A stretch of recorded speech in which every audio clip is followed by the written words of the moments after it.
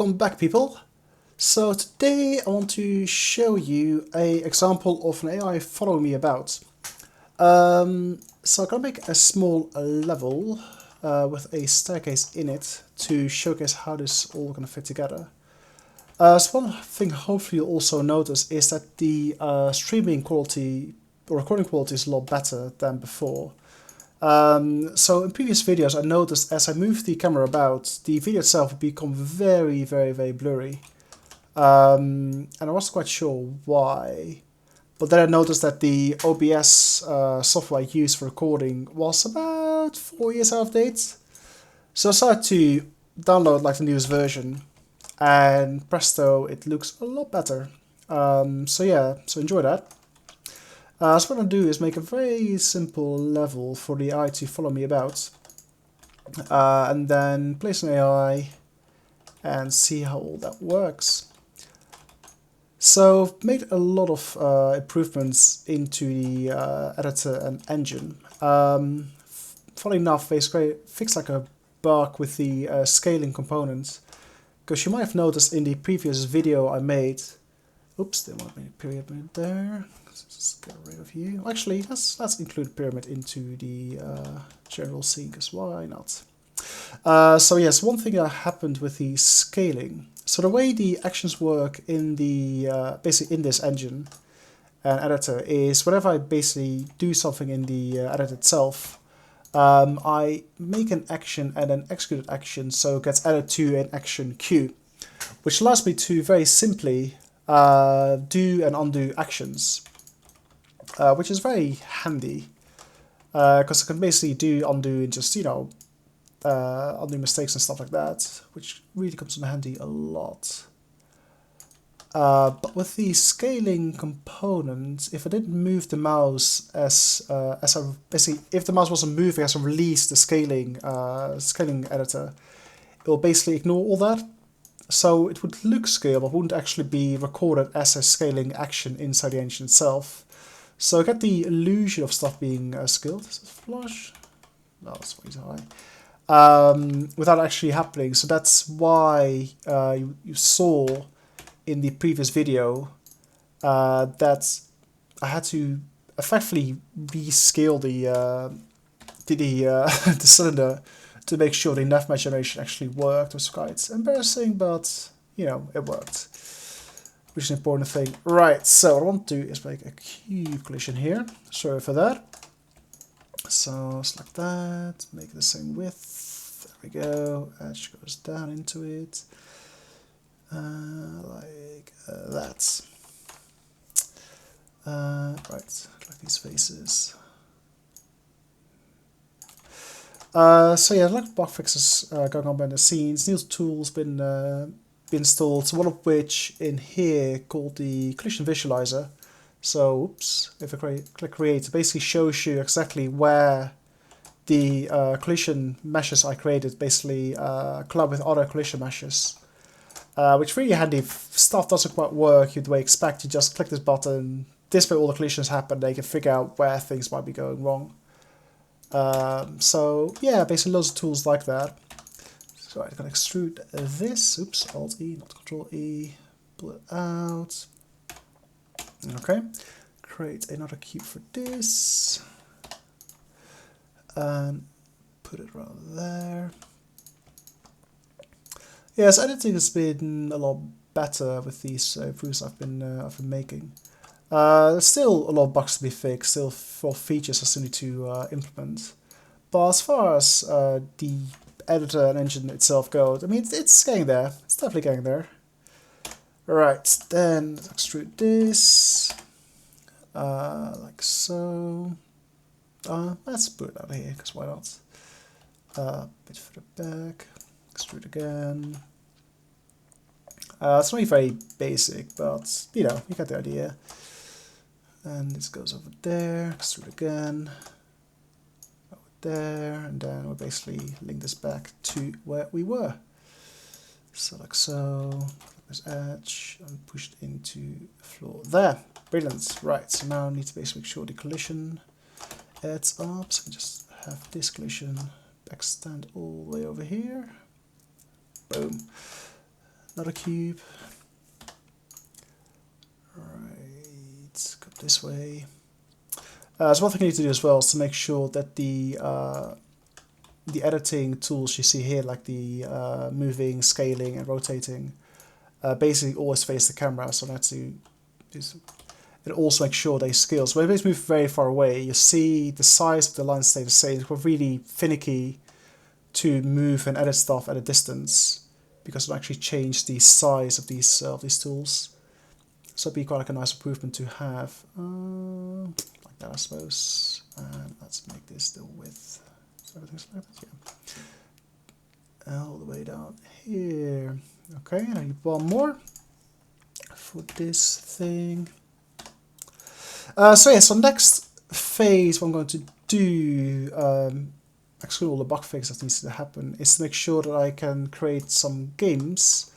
The first of which is going to be a platformer I want to create. So I think very few of you will know, but the first game I made using my 3D engine was a very simple platformer. So the idea was you spawn in a level, you move about, you jump about on moving platforms. I had to collect, I think it was 8 golden bars or something. And that would basically win you the level. And to do that, you had to jump on these moving platforms above like lava, make sure you don't touch the lava so you die. And also press some levers to extend bridges and all that kind of nonsense. So it was a very simple game, but you know, it basically proved that actually the engine worked, everything was fine. Okay, here we go. So let me just save this level real quick. Save, yes please. Okay, and then we're gonna try the NavMesh. I hope this works. There we go. So that looks pretty good. Is this stuff here connected? No, these two are not connected for some reason. So yeah, still something to do with... they're not pushing into each other. Let's see. Okay, there we go. Guess they're not touching or something. Okay, so now we got our NavMesh. So the purple lines are the individual polygons where actors can move freely in, and then the yellow lines dictate or basically denote how all these different polygons are connected to each other. So you can see from this thing here, we can basically go to this polygon here, the polygon on the pyramids, and the one over here. And similarly, you can basically move all the way around. They do go straight through the meshes, so they are connected. It just doesn't look that way per se. So I basically got this debug tool here. So I basically select these little nodes and move them into different. Oops, just like the whole thing. It's not a bug there. You should not be able to move individual vertices or edges. Only move the whole thing. So let's say we move this one in the middle of this polygon here, slightly above, of course we project down. And this body here, let's move that one, I don't know, somewhat above the pyramid or something. So we select the weird yellow line, or red lines, basically the normals that are calculated for all like things. Let's turn those off. Where's this? Rendering options, so normals, nope, there we go. It's handy for debugging, but not necessarily good for this video. Right. So we're just got two things connected with, say, render path, and basically show you the path an agent would take to get from one to the other.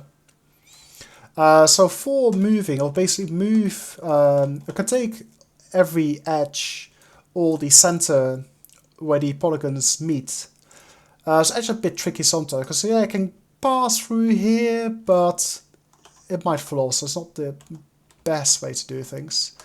So, for example, here basically moves through the center of these polygons to get to where it needs to go.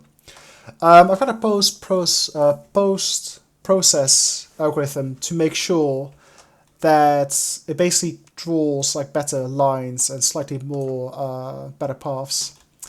But what we're going to do now, so let's turn off the rendering, is basically place a player. There we go. And place a AI entity like so. So the AI entity at the moment does one simple thing, it basically follows the player about. So if you jump into the game, you'll see the AI entity basically moving to get towards me, the player. So I'll use the NavMesh we just generated to get to me. And as you can see, the path it takes is not optimal, because it basically goes for like the center of all the polygons to get to me. So that's basically where the post-processing comes in, to make sure that the path it takes are basically more direct. So it doesn't go through this edge here then to me, but actually goes straight to me, because we realize if it basically draws like a straight path, it's quite easy to get to me.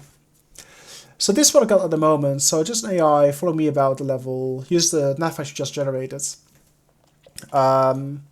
Which is all nice and well, but it doesn't do anything else at the moment. So yeah, it's got all our lighting options, all that kind of nonsense, which make things a lot nicer. So, I mean, before I always love to play about the specular lighting of these lights, because it's just fun. So window, where's light options? Here we go. It's light. So yeah, ambience can go away, because we got enough ambient as is in level. So yeah, lighting needs to be fine-tuned still, because it's a mess at the moment. Well, not really a mess, but for editing purposes, I do make everything a lot lighter than it should be. Because even if there's no light like I had before, it should be pitch black. But because, you know, we don't want to edit with like a pitch black background, because that doesn't really work.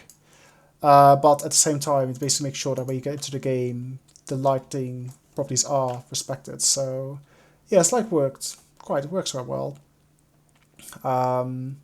Clearly, you can still see all the menu options in the game, which is not where it should be. But you know, what can you do? So yeah, still a lot of things to fix. But this is what I wanted to show you guys: an AI moving with basically move towards the player. I try to catch up using the NavMesh we just generated. So that's all I want to show you guys for now. So Edit is in a really good place.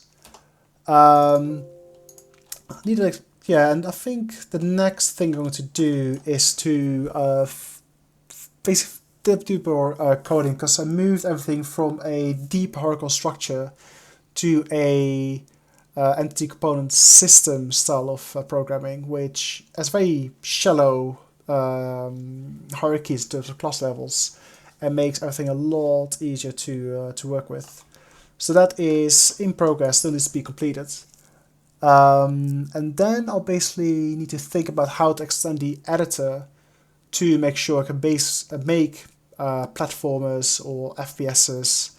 And then there'll be networking consideration need to look into. So if I want to recreate Thread Spectre with networking, that needs to be part of the editor as well. So a lot of stuff to consider, a lot of stuff to work on, but I'm very pleased with the progress I've made so far. And this is basically all I want to show you guys. So thanks for watching. And yeah, I'll see you guys in the next video. I'm not quite sure what I'm going to show off, but hopefully the first prototype of a platformer completely designed within the engine. But let's see. Catch you guys later. Thanks for watching.